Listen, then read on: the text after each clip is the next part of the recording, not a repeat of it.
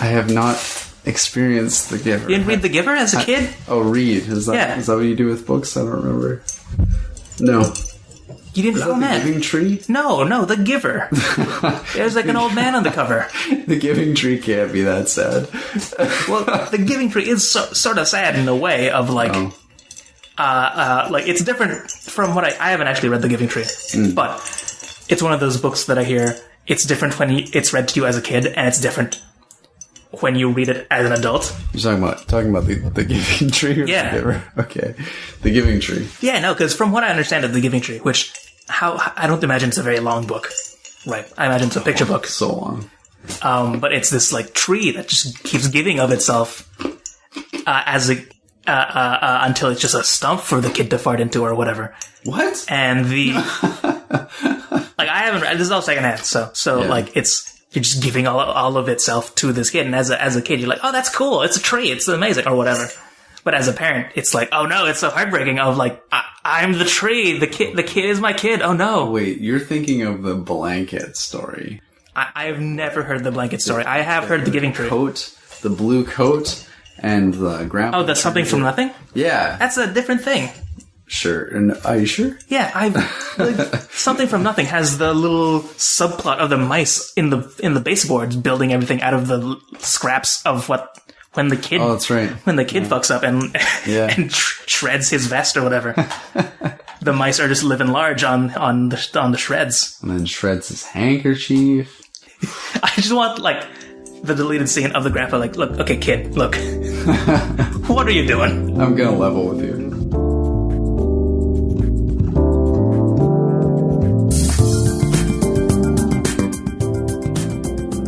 Welcome, friends. Welcome, enemies. Welcome, one and all, to All Doubt. All Doubt, the show where we watch things, we read things, we listen to things, and we talk about things. I'm Vincent. I'm Joel. And today we'll be talking about Agatha Christie's murder mystery story, Murder on the Orient Express. That's right. But first, Joel, what have you been up to? Well, lately I have been surprised working and going to school and listening to jazz. Oh, jeez. It never ends. It's the jazz you don't listen to. Yeah. Yeah. I remember that joke from last week.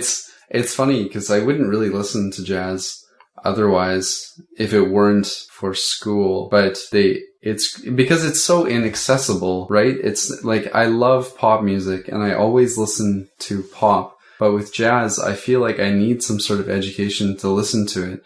And I think the irony is that the more that I become educated about it, the more I realize that I don't need an education to listen to it. It's just people making noise and making sounds, and it can be really interesting and special in its own right because of that. Like, it's just sound.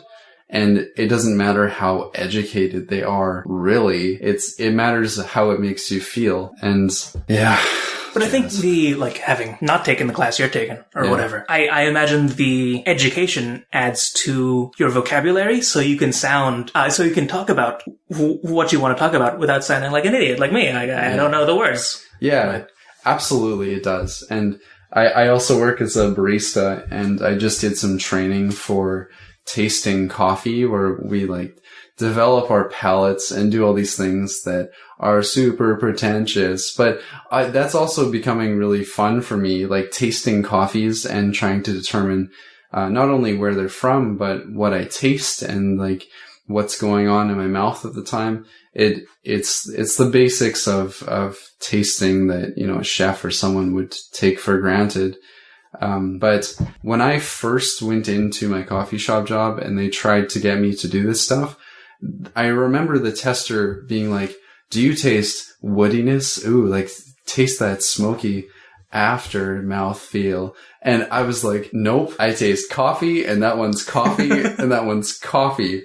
My point is that it's a learned thing, and especially for tasting, because we don't talk about it as much, you need vocabulary to talk about what's going on in your mouth. Vocabulary that you don't normally use. Speaking of fancy, specific coffee, I went with my friend and some other friends a little while ago to this fancy coffee place down in Richmond. I think it was called Fay Brew. Oh, yeah, I think I've been there. And it was just this one guy. I think we were able to get him to open up like a bit earlier than he was supposed to. Oh. But my friend who brought us there, she's really into coffee. Oh. Right. And when she was talking to this guy, they spoke the same language. And I don't drink coffee. Oh, so right. And I sort of myself like listening to dialogue to which I'm an outsider of. Yeah. That I don't like understand.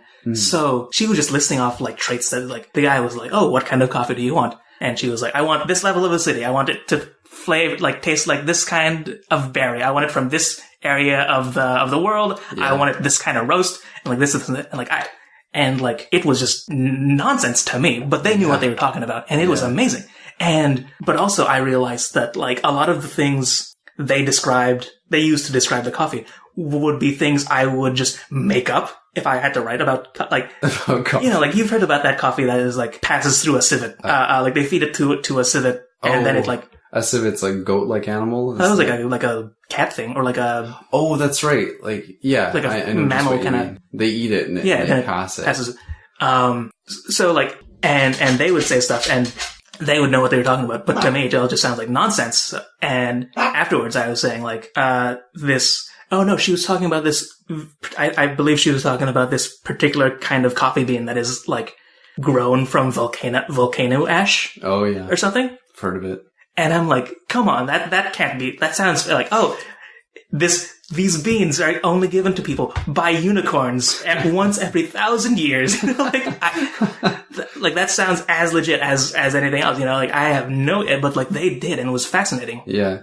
Well, that's great that you see this as interesting. I think too often, not coffee, I'm talking about passionate people. Too often we see someone who's passionate about something and shoot them down. Like I feel like it's a very high school thing. Like that guy's really into something. He's a nerd. That's threatening. I'm gonna pull his pants down. It's the kind of shit that we need to get over as adults, when it's cool to be really interested in something and to be really passionate about something. Yeah. As long as that doesn't lead to you being mean to someone. And I feel like that's where pretentious jazz or coffee attitudes come from, or whatever topic you choose. If you're passionate about it and you love it and you love talking about it and experiencing it, that's special and that's great. Yeah. What's new with you? I recently picked up the second trade paperback of this graphic novel. Oh. I almost said comic book. Oh, how dare you. It's called The Unwritten. I think it's a couple years old, but the premise is it's this guy, I don't know how old he is, but he's like pretty young, like mid-20s, I guess. And his dad wrote a series of novels that is basically Harry Potter. Oh yeah, you mentioned that. Like better. Yeah. And distinct. I think they specifically separated from Harry Potter. Oh. But the character within the book, is named after the main character of the comic book. And he is upset that people keep confusing him for the fictional character. Sort of like what happened with Christopher Robin in the Winnie the Pooh books. And over the course of the books, of the first one at least, he finds out... Are these spoilers? It's sort of the premise. Oh, okay. That the book is more real than he believed it to be. Yeah. So, it's one of those, the magic is real. Yeah. Kind of things. It's not all fake kind of things. And I read the first trade paperback for a children's lit class several years ago. And I recently picked up, the second one. I think the first one was like the first 5 issues, and the second one is, I guess, 5 to 10. And it was really good. I really enjoyed it. I want to read more of it. It's sort of dark. Oh. It's sort of grim. What was the name of that again? The Unwritten. The Unwritten. I forget who it's by, but it's the main character. His name is Tom Taylor, not to be confused with Tim Taylor from Home Improvement. The Tool Man. Yeah. Oh, good. I almost confused them. Also, earlier today, actually, I watched the new Kingsman movie. Yeah. Kingsman Secret Circle. Right. I'm still processing it. I still haven't had time to fully form my ideas about it. Right now, I'm going to say I like the first one better. Oh, yeah? That, I don't know, that might change once I think about it more. Yeah. But, can you guess what one of the trailers I saw prior to the movie was about? No, that was a terrible sentence. Can you guess? You know the trailers before I'm so excited for this. The trailers that they play. I'm still for other movies. Yes. before the movie you came to watch. So trailers. Can you guess what one of the trailers was for? You want me to guess? Or you could not. It's up to you. Oh, well, Spider-Man, a reboot of Spider-Man. Just another reboot of Spider-Man. Like with all the reboots, one thing about all the reboots is that hopefully they'll be able to have enough Spider-Man to redo that one episode of the Spider-Man cartoon from the 90s. Do you remember this? Where they had like 5 Spider-Mans all together? Oh yeah, no problem. We're almost there, right? Yeah. Because that'd be great. Just have Tobey Maguire, have Andrew Garfield, have new guy. Tom Holland. I remember his name, Tom Holland. Good pull. All Spider-Man together. And they could, fold in all the different reboots. Yeah. To be part of the canon, sort of like the Lego movie did for Batman. That'd be really tough. Like 3 Spider-Man in one New York City. They could, it's a comic book land. They could do different parallel universes. They could. That's true. And they have. Yeah. I think, well, DC does. I don't know about Marvel. But what was the trailer? It was a trailer for a movie coming out in November titled Murder on the Orient Express. Oh, yes. No kidding. Yeah. I saw this recently. Yeah, it has, Josh Gad, I think. Does that's he his play name. Poirot? No, he plays, McQueen. No, not McQueen. The secretary guy. Oh, okay. What's his name? We had a list name. We had a list up somewhere. McQueen? Yeah, McQueen. I was right. McQueen. Oh, okay. Okay. If I was right, just edit in the right one. I'm going to keep that now. I hope you know. Go on. And Josh Gad plays McQueen, and other people as well. That was the only face I recognized. I think Poirot is played by a famous guy. I forget his name. I noticed his mustache is much bigger, which I have a hard time accepting. Yeah.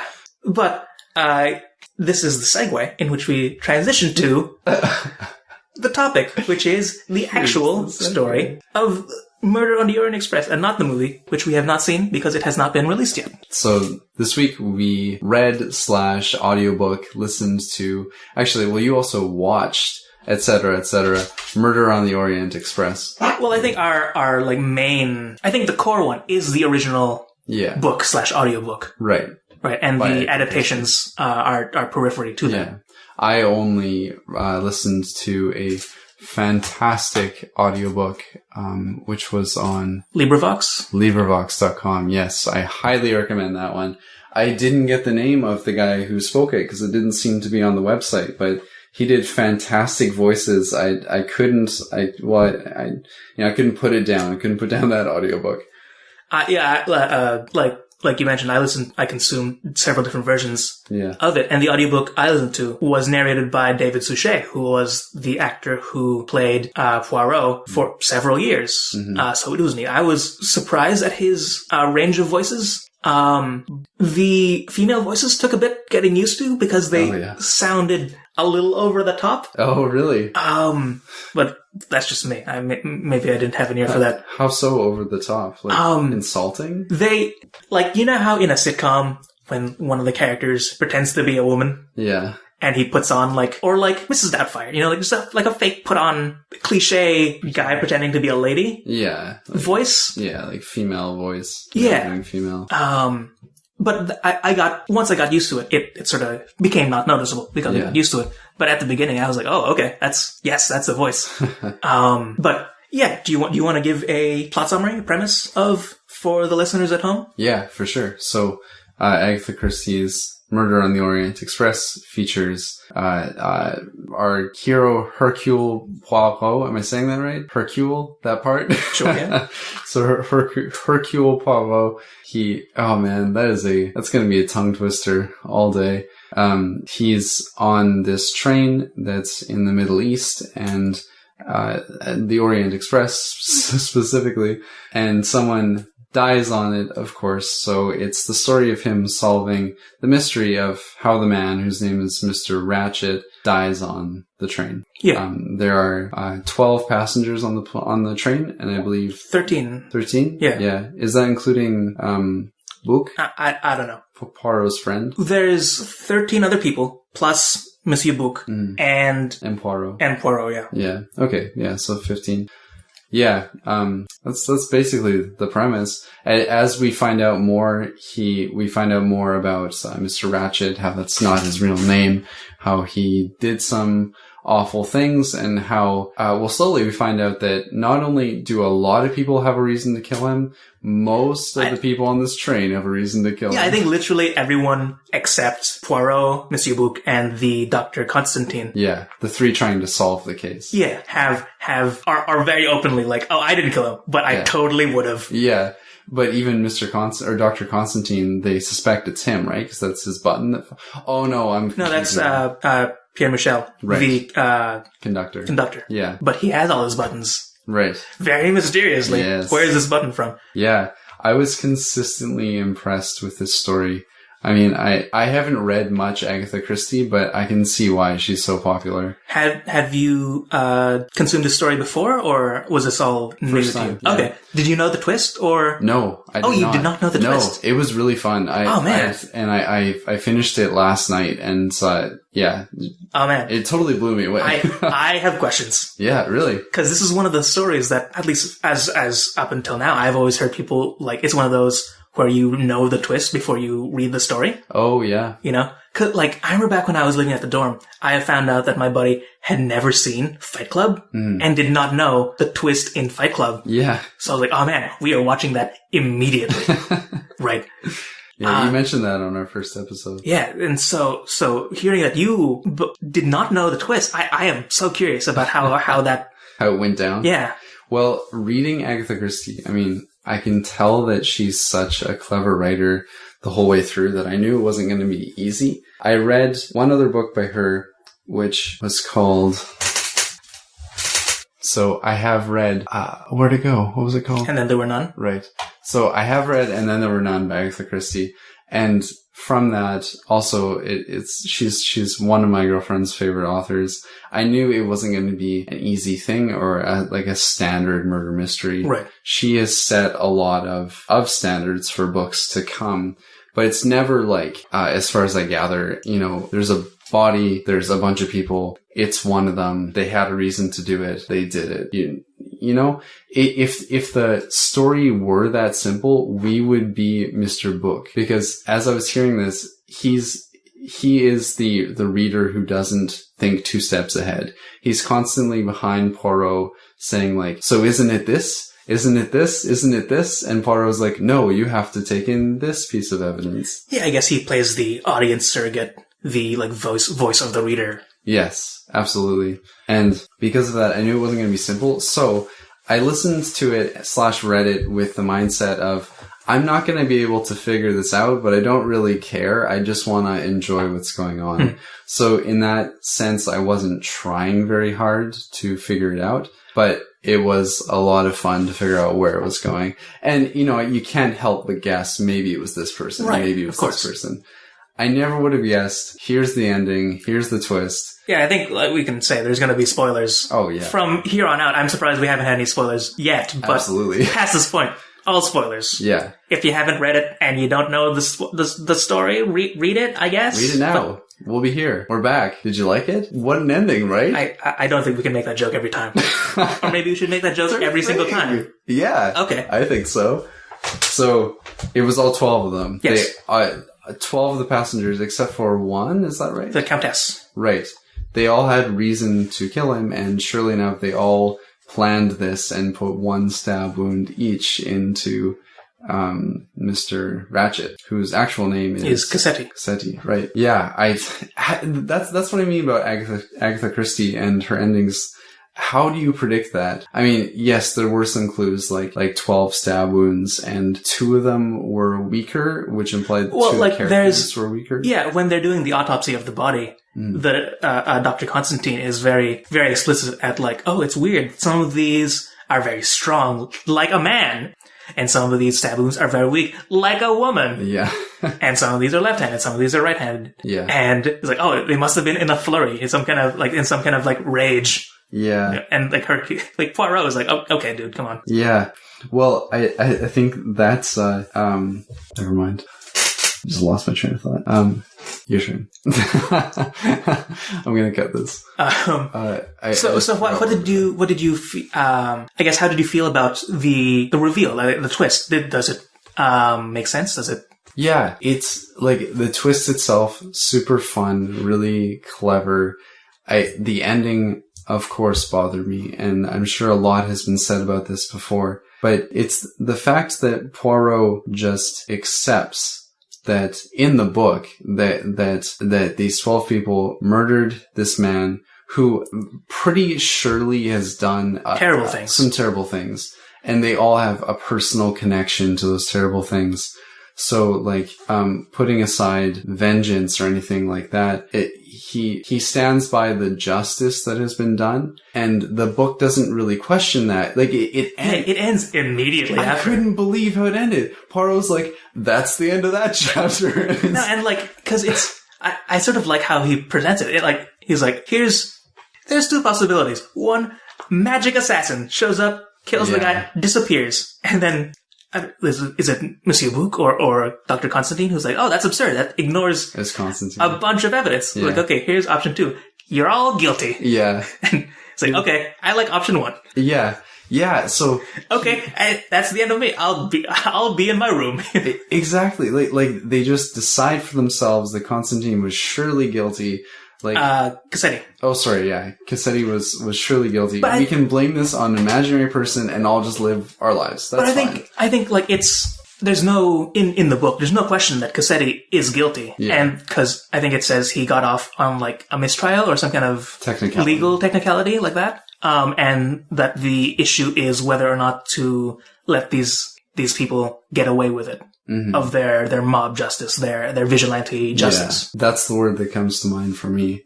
So I think, I'm not sure if the book means to, but it doesn't matter what the book means to do or what Agatha Christie means to do.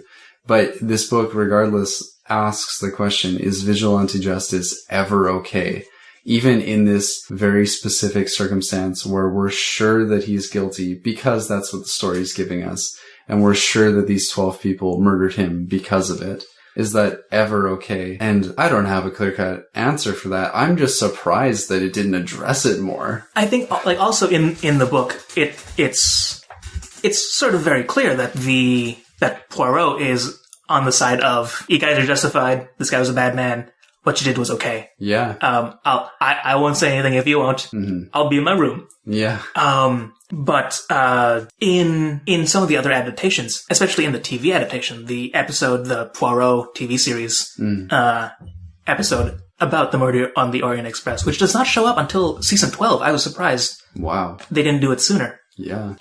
But in that one, it is much different. His attitude towards it is significantly different. Yeah. I don't know if we want to talk about that yet, but. Yeah, for sure. I haven't seen it, but I had heard that he gets really upset at the end. Yeah, no, in that one. The episode as a whole, the story as a whole in the TV version is much darker. Significantly darker. How so? The opening scene, is of the case that he just finished, that we only hear barely about in the book. Mm. But he's basically yelling at this soldier who, I forget the details, but he was having an affair, and I think someone died. Mm. And Poirot is just yelling, like, you've brought shame to you. You've shamed your wife. You've shamed this lady. You've shamed your platoon. And then the guy just like, and he's in like some kind of military tent with his like co-soldiers. Mm. There's probably a word for that near him. You know, I guess some kind of military trial or some kind of unofficial military trial. And he just grabs a gun and just shoots himself in the head. Oh my goodness. And it cuts to the next scene of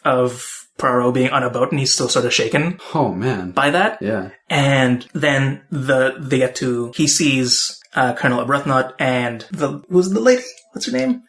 Greta? No, Bedos, Ratchet, Queen, Hildegard? Debenham. Yeah. Oh, Debenham. And so it cuts to the scene where he's with, where Colonel Arbuthnot is with Mary Debenham walking the streets of Istanbul. Yeah? Is that where they departed from? I believe it was Istanbul, or are they going to, anyway. What's wrong with it? Prior to them getting on the train, he sees Colonel Arbuthnot and Mary having the conversation that they have, and then they see a lady, like a local lady, run up, ask them for help, And then they find out, and Poirot is just standing creepily at the end of the alley, like looking at them, like peeping in. And they find out that this lady, who is fleeing from a mob who's chasing her, is about to be stoned to death. Oh my god. And then Colonel Arbuthnot is like, okay, there's nothing we can do for her. And they just stone this lady to death. Yeah.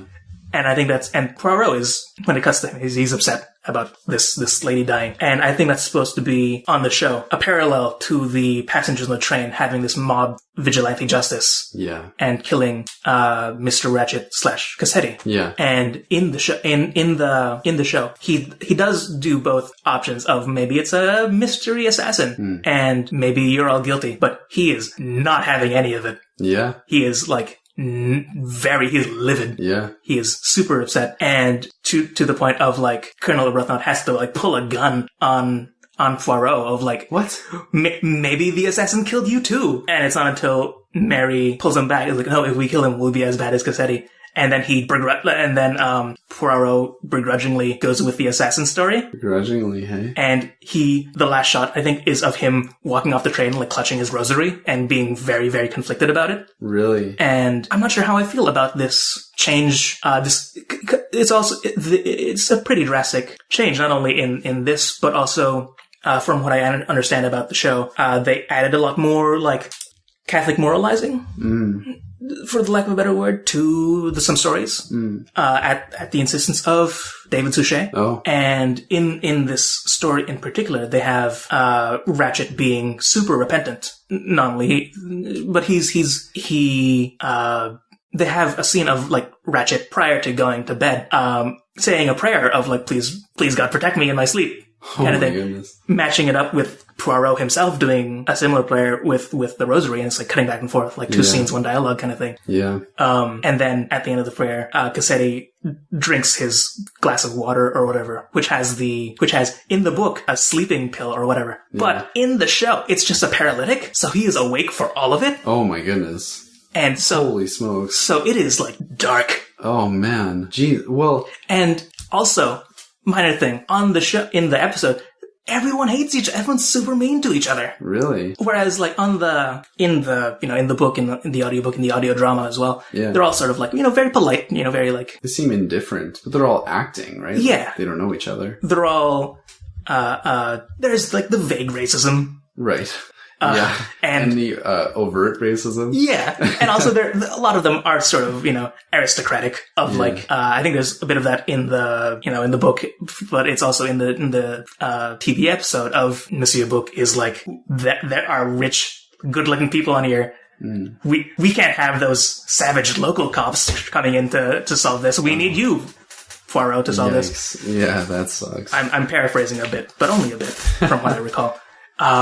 But they're all just mean to each other. They all just like shove past each other. There's a scene where Mr. Cassetti makes a pass at, I think it was Mary, and she is like very clearly upset about it. Yeah. But I will say, in the TV adaptation, a lot of big name actors. Oh, really? There's Toby Jones, who has been in a lot of stuff, but also he played the mad scientist in Captain America, Zola. There was also, what's his name? David Morrissey, who, a British actor who played the governor in Walking Dead. Okay, yes. There was the guy who played the cop on Sense8.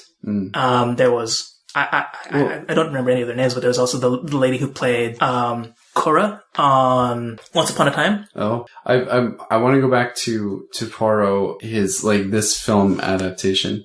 So I haven't seen this, or it's a TV show, right? Yeah, but it's like an hour and a half. Oh, okay, yeah. So it's pretty much a movie. Short film, movie, yeah. So I think that's what I expected from a story, was him to be very upset with this, because I expected him to be lawful good, right? He follows the law because he is an officer of the law. And I expect that sort of thing from a modern show, like that was in this show, where he's had these things in his past that the show presents, where he has dealt with vigilante justice before and he has a strong opinion about it. And it's also suggesting very clearly that this is not okay, and here are two circumstances where it went very badly. This sort of thing can't exist. Those are the kind of themes that I expect in any sort of show or any, I guess that's basically it. But it really took me off guard that this didn't have it. And I'm willing to believe that Christie could have done it just to subvert giving you what you want. Although I feel like you're supposed to be okay with it. Like you're supposed to. Is that right? Cause I don't know. It might also be related to like the real world context. Yeah. Because the, Cassetti kidnapping and killing, little Daisy Armstrong, the child in the story. Yeah. Is supposed to be a parallel to the Lindbergh baby. Oh, yeah. I've heard that. Cassetti's kidnapping of little Daisy Armstrong is supposed to be a parallel to the Lindbergh baby kidnapping, which I understand was a child that disappeared and I imagine was murdered very, like, notoriously in the same way that the events of the book, describe. Yeah. So I forget when that was. Or I don't know the date of the real world thing. So maybe it was within recent enough memory that the readers were still cognizant of that and upset about that and could make that connection more so than us in the modern day. Is it Christie pandering to that isn't putting it well, but appealing to people's nature to get back at that person specifically, or these kinds of people? Like, where like we want to see vigilante justice? Like, possibly. I think also in the story, they're very clear about how much of an impact this event had on everyone involved. Right? Like, not only did Daisy Armstrong die, the mom lost her baby in a miscarriage, and then she herself died. Yeah. The maid was hounded by the cops, even though she was completely innocent, and then she threw herself out of a window. Yeah. The father shot himself out of grief. Basically, and then this guy, Ratchet, is just completely fine with it, right? He's just living his life like high luxury. Yeah, and they describe how they paid the money, but when they find the girl, she was killed like within hours of being kidnapped or something. You know, right. like there was no chance of getting her back. Yeah. And I think from what I remember, there's a lot of time given to the other passengers describing how impacted they were, like how hurt they were, how devastating it was for them. Yeah. And I think the reader is supposed to take their side. Yeah. You know, I don't know if maybe it is, but I don't know if it is supposed to be a shocking swerve of Poirot letting these murderers go free, but rather him understanding the context of the situation and being cool with it, for the lack of a better. Yeah, well, he wants justice, right? Like, I think this book is presenting us with a situation where this is no doubt justice. I think that in other circumstances, it could go so much more wrong. But then it seems to say that it's okay if it's like this. And this is like, you bringing up that it's a parallel to a real life story. It reminds me of things that we have now, like Batman and a lot of superhero, media. It's based on vigilante justice and people go nuts for it. Is there something about that we just really want to see? Well, I think like that's a story, that's a topic that is touched on sort of frequently with Batman. Like that's the issue the Gotham PD has with Batman as a force. Right. You know, dude, you're not a cop. Stop doing this. Yeah. You're not a bat. You're not a cop. But also that apparently a lot of the GCPD is super corrupt, which I guess is a systemic thing. Right. But that's a topic that when they need, I guess the government or a government body to be a bad guy, but still sort of be right in terms of like they're not just corrupt. Yeah. Is something that they pull, like the Captain America Civil War with the Sokovia Accords in the MCU that they put in. It's so that they're not just independent vigilantes, but that the Avengers do have to answer to, the UN or whatever they have as the governing body for the superheroes, or they have to have official missions and instead of just a free roam kind of thing. Yeah, well, even think of this story this way. These 12 people sort of answered to a government body, Poirot, Book, and the Doctor. they told them their story and they all agreed. Like, they judged them to be justified. Oh, also, one more thing about the TV episode. Yeah. They got rid of... What's his name? The salesman. Was it on here? Oh, yeah. Hardman. Hardman. Yeah. In the TV episode, they got rid of Hardman.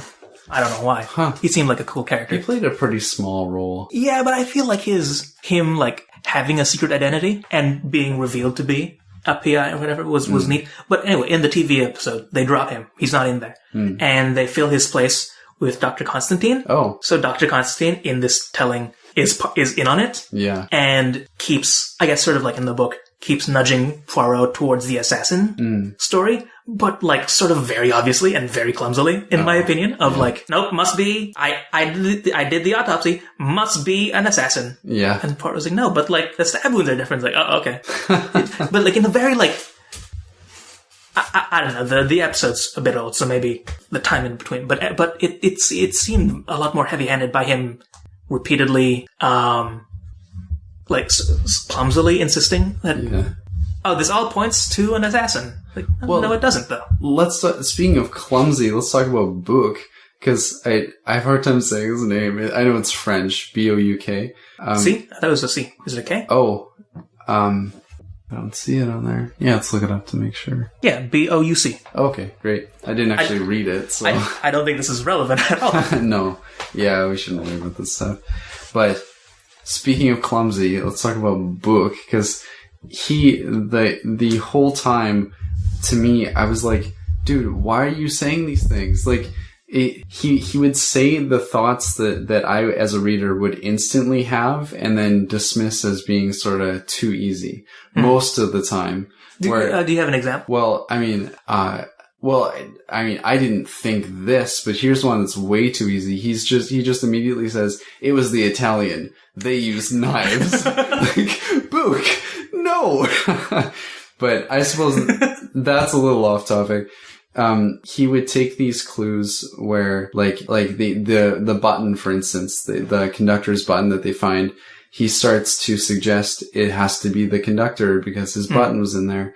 He seems to jump on every clue and then say, this must be the case. And I think I like that he exists because it gives me a buffoon to see and be like, I'm so smart, I don't think that way. I think more like Poirot. That's a like, I like that as I still don't like this terminology, but a like Doylist answer. Are you familiar with a Doylist and a Watsonian? No, what's that? I don't know, I started seeing it really recently, so I feel like it showed up in a TV show. Yeah. It probably existed before, but I feel like it was used in a TV show, and that's where it hit public consciousness. But like, when you're explaining something about, when you're giving an answer for a question about a show, like an unanswered question about a show, you can have, there's the Doylist explanation and the Watsonian explanation, references to Sherlock Holmes, where you can give an explanation from the perspective of Arthur Conan Doyle, the author, so like a meta, external, out-of-universe explanation, or an answer from the perspective of Watson, a character within the story, an in-universe explanation. So with that in the context of Monsieur Book, a Doylist explanation would be like, oh, he's the buffoon for the reader to feel better about being smarter than. Yeah, exactly. Right. But I think a Watsonian, again, I don't like these phrases I don't know why, but I don't like them. Yeah. A Watsonian explanation would perhaps be because he's the highest ranking company member on the train, so he just wants it done and over with. Oh. So he's just trying to like speed it up. Oh yeah. I don't know if that's just a me reading or if that's like what we're supposed to pick up, but that's how I read it. I get the impression that Christie is so clever that there's something going on with Book being a reference to books, to typical books. And I would wager to say that's explicitly being suggested by the name, sounding like Book. I think there were 2 or 3 references to this within the story, this whole thing sounding like a murder mystery plot. There was one definitely, and I feel like 2 other allusions to that sort of idea. And I wouldn't put it past her to have a character who gives the stories that other books would follow. You know what I mean? Like other simpler stories that don't get to the same level that Poirot stories do. And that I appreciate. I felt like the whole way through, she was kind of winking to those sorts of things. Like, explicitly saying, this is crazier than a murder mystery. Like, Agatha Christie. Speaking of books, I guess, I want to talk a second about the excuse that Poirot gives for just taking someone's room. Oh, what was the excuse? Of like, oh, the rooms, the cabins are all booked, but one person hasn't shown up, Mr. So-and-so. And then Poirot's like, oh, if it's anything like the so-and-so from this Dickens novel, he doesn't exist. Give me the room. I'm like, okay. Oh, no. Is that right? I might be like... He didn't exist. They made up that person. Yeah, and he's right. He is correct, which is weird. Well, but like, if he was wrong, like, what is... Well, I think that's another nudge from... little nudge from the author about like hints, this is a made up person, just like it was in this story. But I mean, like, sure.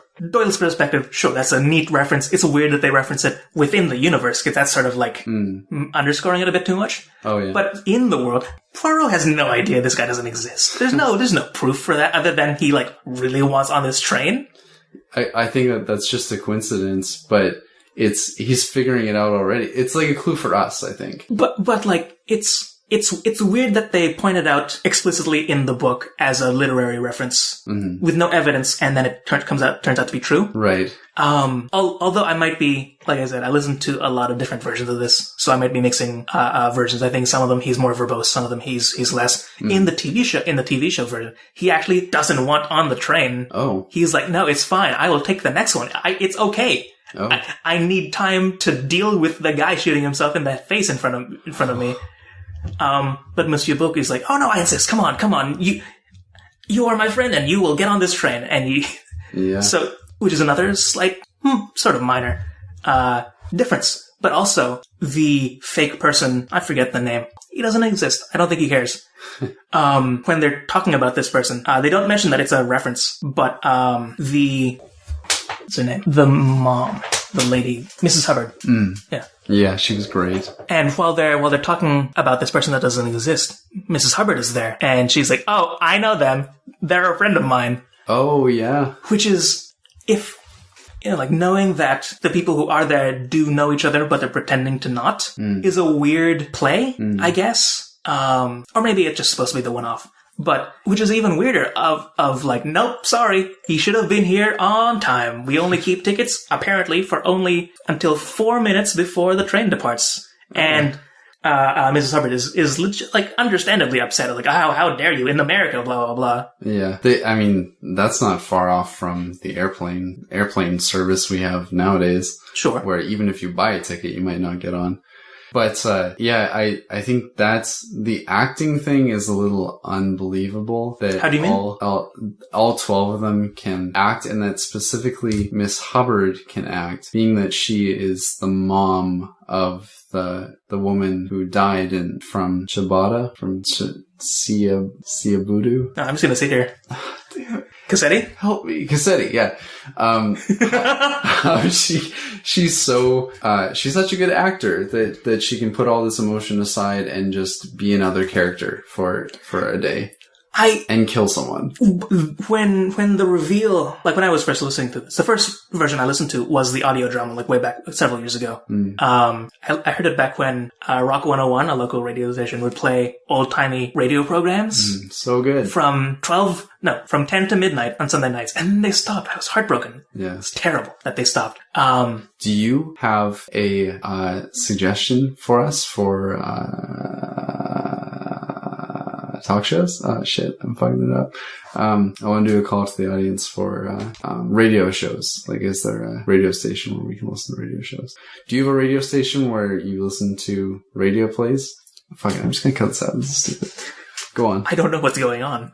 I'm trying to do a call to get people to send us info. Like, do you have a radio station but we have the internet. Are you asking me or are you asking the audience? I'm asking the audience. Okay. I try to... If you're asking me, I got some answers. Yeah, I had a feeling. Anyways, please go on. I'm sorry about that. But yeah, one radio play that they played over the course of a couple of weeks was the Murder on the Orient Express audio drama with a full cast. I think it was by the BBC from a couple of years ago. It was great. First version I heard. But in that one, I forgot what I was talking about. Audio plays, radio drama, acting. Oh, okay. But in that one, and I don't know about the audiobook version you listen to, but also in the one I listened to, Mrs. Hubbard was very over the top. Oh. I think by design of like, help me immediately. Someone is in my room. They're gonna kill me. I'm gonna die. Come in and help me. Yeah. You know, in a very like, that's a character type, right? Very much of that character type, which I was surprised that was supposed to be good acting. Oh. I guess, or because I guess after the reveal, we don't get much of her actual personality. Yeah. Right. So maybe that's a sign of how good it is. Mm-hmm. But it felt over the top in the way when, like on a TV show, they want to show someone is bad at acting. They just have him be like so, you know, over the top. Yeah. It felt like that to me, at least in the audio drama version of it that I heard. Oh man, in the audiobook I listened to, I bought it 100%. That totally took me off guard by the end. She just seemed like a busybody type person who just wants to talk about herself and her daughter. And again, example of no, it's not. I was going to say an actor doing acting, but it's a character in a play. So or in a book. So I didn't see anyone acting this, but it's a character doing acting. It's always fascinating to see. Final thoughts? You didn't actually say who you were talking about. I like you were talking about like an outside example of, okay, never mind. Of Miss, what's her name? Yeah, okay. I thought you were comparing it to something you had seen elsewhere. Oh, no. I was going to say like Breaking Bad, like I've brought up a couple times, but we're not seeing an actor acting. We're reading a book about character acting.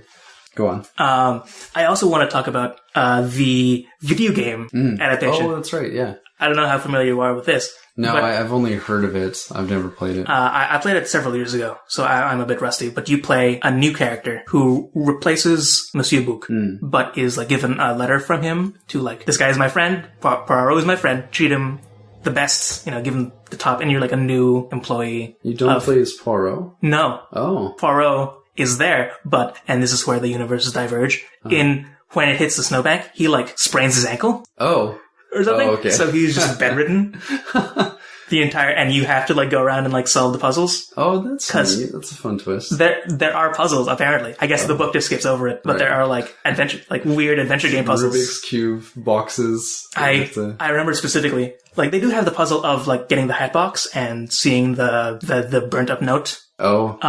So that, I guess that puzzle was in the book, but there were some others that I guess didn't make the cut in the book where, and I remember this specifically, there's a footprint in the snow outside and you need to take a cast of it. Oh. So what you do is you make some like dough and then pour it into the cast, into the footprint. Because it's cold, it solidifies and you have, I guess, maybe at least temporarily, a cast of this boot or whatever. For 10 minutes. And I was reading about it and apparently there's also this like CB radio where you can communicate with, I might be misremembering this, but I believe it said it was Poirot's nephew. Oh. Who you can like radio and ask him to like confirm their identities of the train people. Okay. And there's a twist in that in addition to the two options he's given, that Poirot gives, there is a third option where it turns out that, Pierre Michel, the conductor, is not actually Michel, but he is a former co-conspirator of Cassetti. Oh. Who was like, I forget what's the word he turned on him? I forget who was betrayed. A former co-conspirator of Cassetti who was betrayed by Cassetti. And when Cassetti goes to kill little Daisy Armstrong, accidentally kills this guy's daughter, and it is revealed that Daisy Armstrong is alive and hiding in the crate in the luggage container. Wow. In the luggage train, because while you're investigating, you find this crate and there's like blankets and pillows and like plates of food. Oh my god. In there. And so she's alive. That is off the chain. That raises so many questions of like, how did Cassetti kill the wrong child? Yeah. How did the parents, I imagine they had to identify the body and then like that sort of like I think it's supposed to be the like best ending where the baby is alive and she's like 9 now or whatever. I forget how much. How could all this, like, it's so improbable. And that the former partner, that was the phrase I was looking for. Yeah. Was raising Daisy Armstrong as his own daughter because his daughter was murdered, and I guess presented as Daisy Armstrong. Wow. But then if you think about it, that means all the stuff that happened to the family after they believe that the child is dead didn't need to happen. Yeah. Which sort of, sours I think what it was supposed to be, the perfect happy ending of like, she's alive. Yeah, no kidding. That's messed up. That's getting into the dark realm of the TV show episode. Man. But I also wanted to talk about how, like, you listened to an audiobook of it. That's right. And I don't know about the voices that your guy did, but I listened to, like I said, the audiobook by David Suchet, read by David Suchet, the audio drama, and also a bit of the TV show episode as well. And it was interesting to see how differently they voiced different characters. Like in the David Suchet audiobook, he voiced Ratchet in a very, like, mafioso kind of way, in a very, like, bada bing, bada boom, kind of like gangster, like, obviously in the mafia, like, stereotypical mafia voice. Whereas in the TV show, he was played by Toby Jones and just had, like, a general American accent, received pronunciation, American accent. And they gave, what's his name? Foscarelli. And they gave Foscarelli, the Italian guy, instead the, gangster mafia accent. Oh. Whereas in the audiobook, and in the audio drama as well, Foscarelli was given a more like Italian accent rather than the Italian-American gangster accent. Oh, I see. Which, I don't know, was weird because I guess I'm so used to the audio drama version where he is like the pizza man from The Simpsons, this like super like sort of like cliche Italian voice character. But what was most interesting to me was that in each of the adaptations, the voice of Princess Dragomirov, is that her name? Yeah. The voice of Princess Dragomirov was almost identical across the board. Identical. And like, I don't know, maybe Christie described it in a very good particular way. I don't remember the description of it. But everything is very same, which is weird considering how some of the other ones have variated from one adaptation to another. Oh yeah. How did it sound? Can you give us a sample? I cannot. Why? Was it like this? It was not like that. Was that how it sounded in your? No, it was quite deep and husky. And she is Russian, right? I'm not very good with Eastern European accents. Something around there. Yeah, it was very husky, and it was suitable though. Again, I was just blown away by the version that I listened to. Yeah. Can I keep guessing them? Was it like this? Can you just tell me if it's... No, it wasn't that. I don't like that. I have it on my phone. You want me just to play it, or? Yeah, please. Okay, that might take some time to find it, but... At about 1:15, I rang for my maid and asked her to massage me. At 1:20, I rang for the conductor to call Fräulein Schmidt, as I had not settled. At about 1:45, I rang for my maid. Yeah, same. It was weirdly same, if not identical, like close enough to be like, oh, that is definitely that character. Yeah. From having heard it before in a different thing. Yeah. Or maybe it's just me. Maybe I just don't have an ear for that particular accent. Maybe. That's entirely possible. But they asked, like, how did you, up until the reveal, did you have any kind of guess as someone who hadn't heard the twist before? No, not really. Are you someone who like does guesses, or are you just go along with it? Yeah, I feel like with some, yes, it does, like, it matters which one I'm watching, what sort of story I'm experiencing. And for this, I didn't guess. I just knew it would be surprising. And it was Poirot! Yeah. Oh my god, I would have lost it. That's sort of the, like, Murder, She Wrote theory of murder mysteries. I think as a kid, I've felt stupid too many times from guessing in books like this. And I also trust this author so much. It's Agatha Christie. Like, I trust her so much that I know it's not going to be straightforward, as I was saying at the starting. So I didn't really guess, and I just had fun the whole way through. I think that's what counts. But that whole, like, idea of trust is a neat thing, because there's there's a bunch of police procedural shows these days. Like, I wrote several papers about how there's a bunch of them. Yeah. Right. And, like, for example, Castle. You know the show Castle? No. With, Nathan Fillion? You guys stop asking me if I know shows, because I'm so bad. It's one of those shows where it follows the format of crazy, wacky, goofy guy who has to hang around with stern lady cop. Oh. You know, that's a format, that's a shape. Really? That these shows take a lot.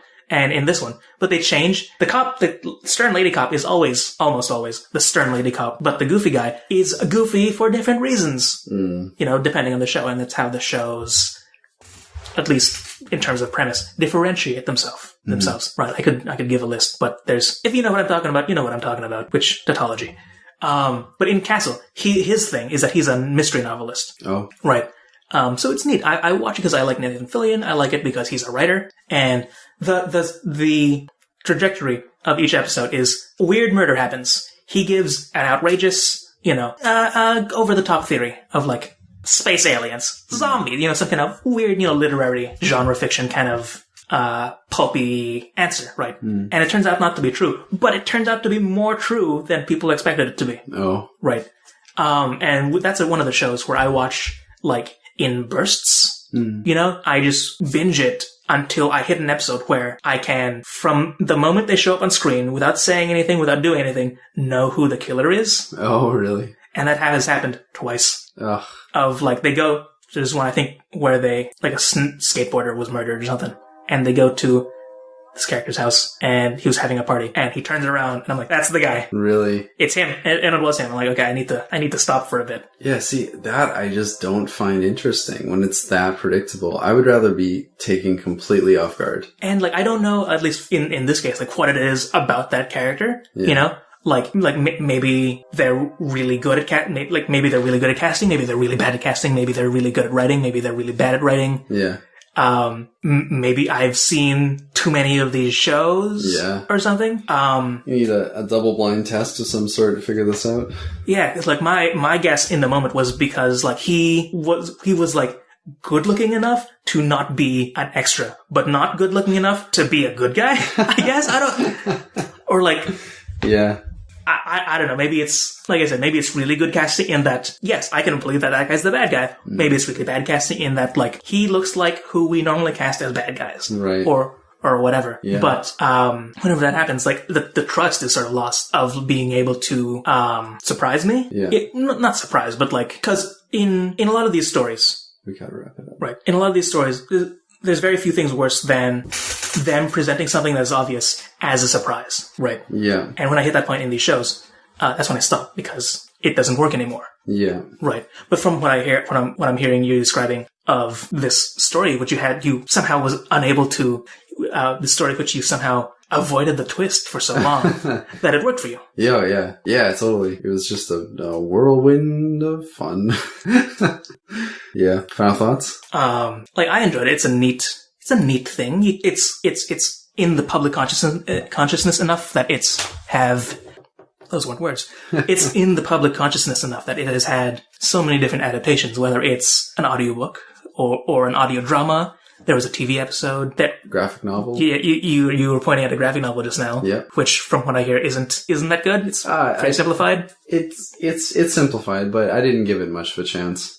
There's a movie coming out in November. There's the video game. We also forgot to mention that Johnny Depp is in it. He plays Ratchet. Yeah. Yeah. He's been in a lot of movies where he's only there briefly, but he's in like a significant portion of the trailers. But there was even a sketch of it on Muppets Tonight. Do you remember Muppets Tonight? Yeah. Where they had Jason Alexander as Hercule Poirot, but they kept confusing him for Hercules. No, I never saw that. And then Superman. No. And most of the sketch is him just saying, I am Hercule Poirot. I am not Hercules. So your final thought is it's popular. But yeah, no, it's popular. That says something about how perhaps about its quality, but certainly about how well it grabs people's attention. Yeah, absolutely. how it's become sort of a trope. That's how successful it was. Of like the whole.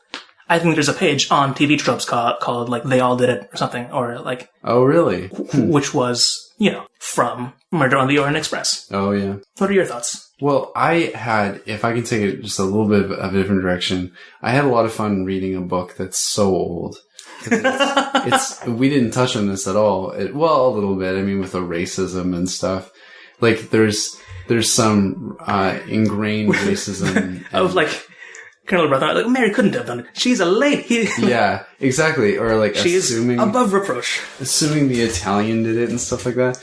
But it's so interesting to see Agatha Christie handle things where like a book can say that it was the Italian, obviously, and Poirot kind of subtly says, "Don't be racist." What are you doing?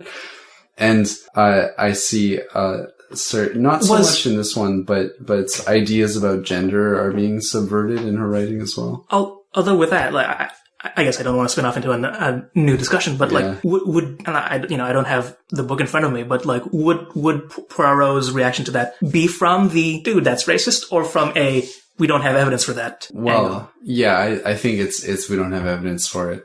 But I think that there's also something to Christie making it explicitly not take these easy routes, where it is. I mean, I believe that her writing is showing itself to not be overtly racist in some ways. I mean, no one can be better than the time that they lived in, of course. But there's enough of these circumstances where it brings up these issues and then presents an alternative to it. Like, all of her strong lady characters who are written off by men in her stories, but still manage to accomplish huge things and prove them totally wrong. Yeah, from what I understand, that's a big part of Miss Marple's character of her being this like harmless old lady. Yeah. And then she's like razor sharp mind of like solving mysteries. I haven't actually read any Miss Marple. Yeah, me either, and I really want to. Well, it's great to see a book like this. It's great to read something that's 80 years old, and to think about what time was like then and how people pushed the envelope at that time. And how things that were written then are just tropes now. But this was like, only for certain people like myself is this still a surprise for. Thank you so much for listening. We really appreciate your support. We're having a lot of fun doing this podcast, and we hope you're having a lot of fun listening to it. You can contact us on our Gmail at AllDoubtPod@gmail.com. Find us on Twitter at AllDoubtPod. Find us on our Patreon at AllDoubt, online at AllDoubt.com. And I think that's all. I think we're also on Facebook. We are at AllDoubt. Yes. Yeah, I hope that's all correct. It is. I checked recently. Okay, cool. That sounded right. I'm 90% sure I got it. Okay. What was you had a funny sign off that you can't take a horse to talk, but you can drink it in the water. I don't know. What's cool with that? You say that one. You can't now. It'll be unnatural. You can't give a hat to a new horse, but you can make it drink. Have a good week. Bye, everybody.